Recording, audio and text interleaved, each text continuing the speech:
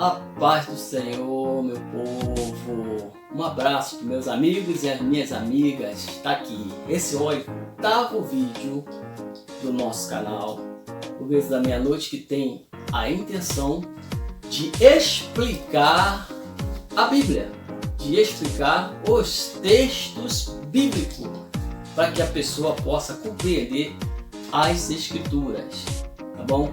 Eu sei que tem gente que falaram comigo que não conseguem ler a Bíblia sozinha. Gente sozinha, ninguém consegue ler a Bíblia. Sozinho, ninguém consegue ler.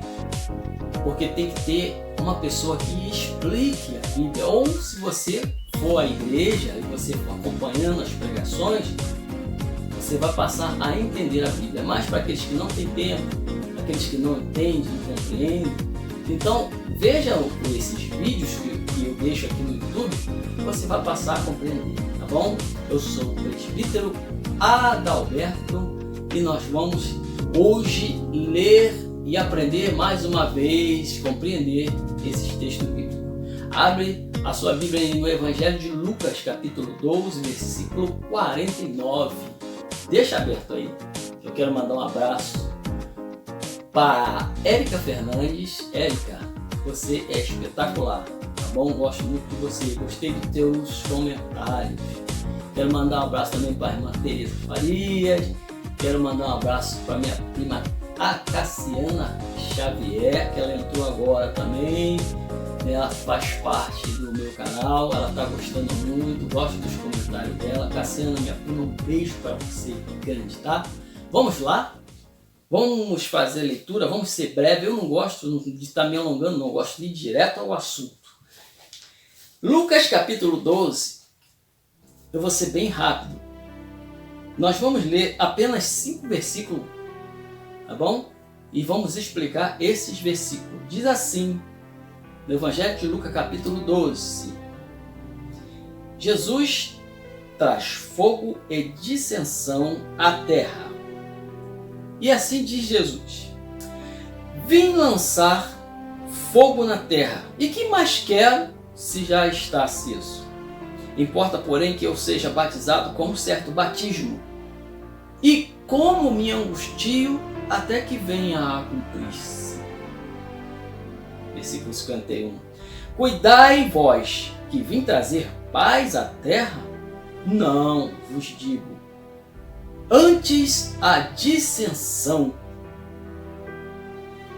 Porque daqui em diante estarão 5 divididos numa casa, 3 contra 2, 2 contra 3.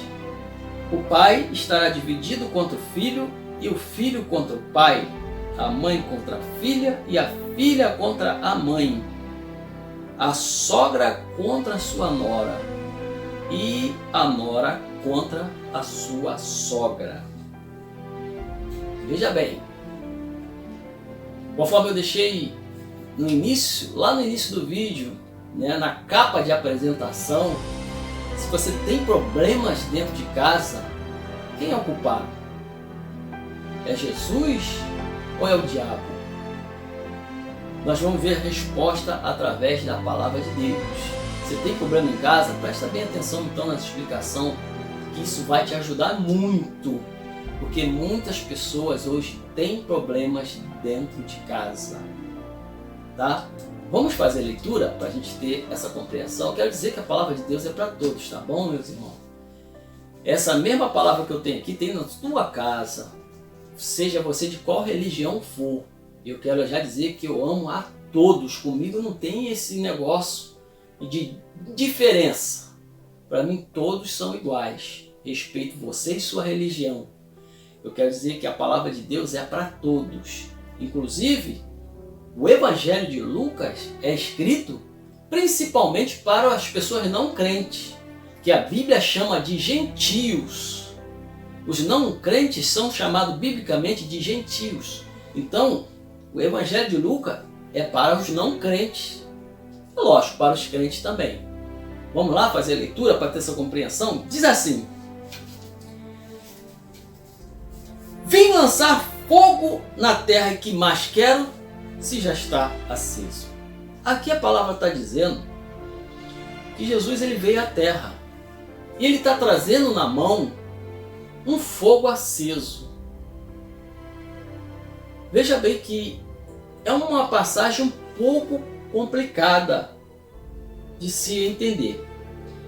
Nós estamos diante de um texto totalmente mal compreendido por muitas pessoas, até mesmo dentro da igreja, que acha que Jesus veio trazer paz, Jesus agora vai melhorar a minha vida, vai acabar os problemas, mas nós acabamos de ler. Ele próprio disse que não veio trazer paz. Mas o final é espetacular. Você vai entender o final. Jesus veio com esse fogo na mão. Eu quero falar sobre o fogo. Desde a antiguidade, aqui atrás, no Antigo Testamento, lá no deserto, o fogo, desde o início, ele representa, presta só atenção, o julgamento. O fogo representa a justiça e o fogo representa a ira de Deus. Porque lá atrás, no Antigo Testamento, Deus respondia diretamente ao povo, sabia? Hoje Deus responde, Jesus responde. Você ora e ele envia a resposta. Mas no Antigo Testamento, a resposta era visível, era no ato, era na hora. E na maioria da resposta de Deus era com fogo. O povo no deserto se rebelou contra Deus e a terra se abriu e dela saiu um fogo. E aquelas pessoas que foram rebeldes caíram dentro do fogo. Ou seja, caíram dentro diretamente no inferno. Isso está escrito. Ali eles receberam o julgamento. O fogo simbolizando o julgamento de Deus. O fogo também que simboliza a justiça é quando as pessoas adoravam a Deus, oferecia a Deus sacrifícios sobre uma pedra e Deus aceitava, Deus recebia aquela adoração, aquele sacrifício. Sabe o que acontecia, gente? O sacrifício pegava fogo.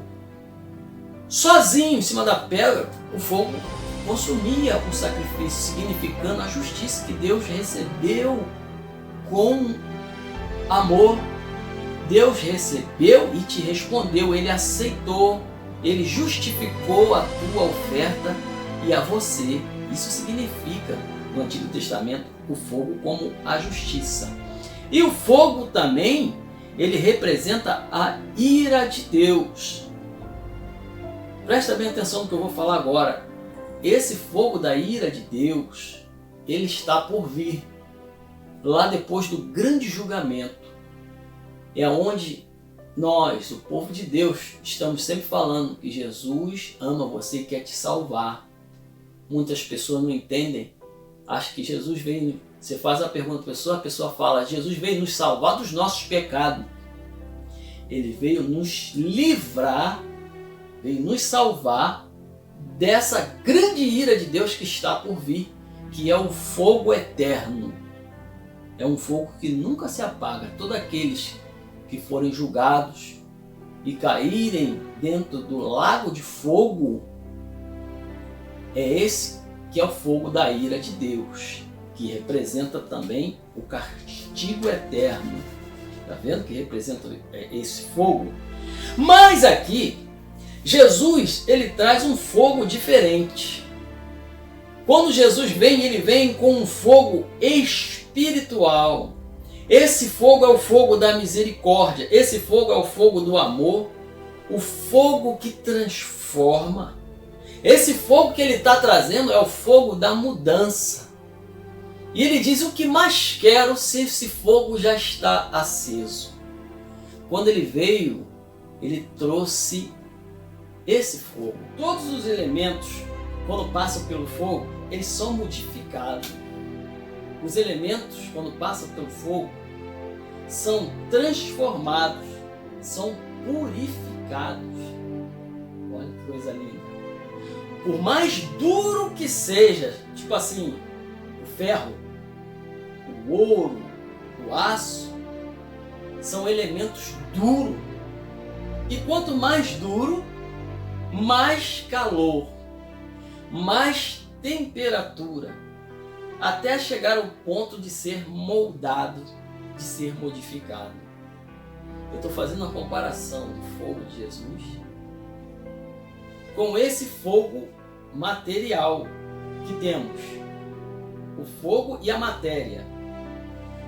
O fogo de Jesus transforma a pessoa, por mais duro que ela seja, né? Por mais forte emocionalmente que ela seja, quando vem o fogo do Senhor, amolece aquela pessoa, amolece aquele gênero da pessoa e ela é modificada, como acontece com o ferro, com o ouro. E quanto mais dura for a pessoa é resistente. Não, eu não quero, isso não é para mim, eu já tenho Jesus no meu coração. E aquela pessoa é muito dura de compreender. Um amigo que às vezes quer dar um conselho, ele é duro. Mas por mais duro que seja, maior é o calor do fogo. É desse fogo que eu estou falando, esse fogo espetacular. Virando aqui a folhinha, versículo 50, lê comigo versículo 50, diz assim, Jesus diz: mas importa, porém, que eu seja batizado com um certo batismo, e como me angustio até que venha a cumprir-se. Presta bem atenção, Jesus já tinha sido batizado nas águas por João Batista. Jesus diz aqui que ele tem que passar por um processo. E ele mesmo está dizendo, como eu me angustio até que venha a cumprir-se. É um processo angustioso. E era o processo da cruz. Ele tinha que ser crucificado. Ele tinha que sentir dor. Ele tinha que ser humilhado na frente de muitos. E esse processo, ele quis passar porque era um processo salvífico. Era um processo para a salvação. Mas todo o acontecimento do fogo viria depois da sua morte. Enquanto ele estava vivo, ele tinha esse fogo aceso. Mas ele tinha que lançar esse fogo. E esse processo só aconteceria depois da sua morte. Esse fogo, ele só seria lançado depois que o Senhor fosse para a cruz. Pois, perante os seus milagres, as suas obras, na sua morte, na sua ressurreição, não é possível a pessoa ficar indiferente ou ser a mesma. Todas as pessoas que viram Jesus, que ouviram Jesus, que viram os milagres, todas as pessoas que andaram com Ele, não conseguiram continuar sendo a mesma pessoa. Quem conhece Jesus, quem aceita a caminhar com Ele, não consegue ser mais o mesmo. Todas as pessoas são transformadas depois que conhecem a Jesus. É o que está dizendo esse trecho, essa interpretação.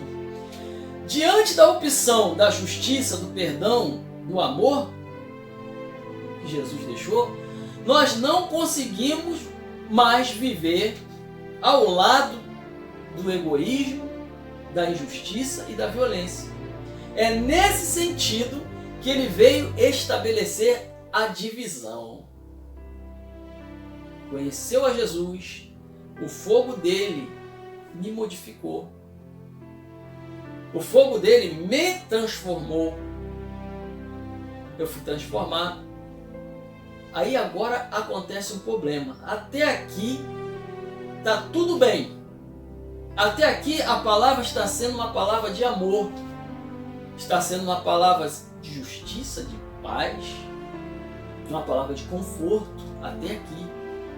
Coisa linda, começou bem a história e o texto. Mas a partir daqui para frente começam os problemas. Versículo 51. Olha só, diz assim: cuidai vós que vim trazer paz à terra. Ele mesmo responde: não vos digo. Antes a dissensão. Dissensão simplesmente, gente, é desarmonia ou desacordo. porque Jesus ele é totalmente contra a violência, principalmente violência física. Aqui era só uma discordância. Depois da cruz veio o fogo. Depois do fogo, agora vem a divisão. A discordância entre todos os componentes de um recinto. Ou seja, a casa. Ou seja, qualquer lugar. Ele está dizendo. Porque daqui em diante estarão 5 divididos numa casa. 3 contra 2 e 2 contra 3.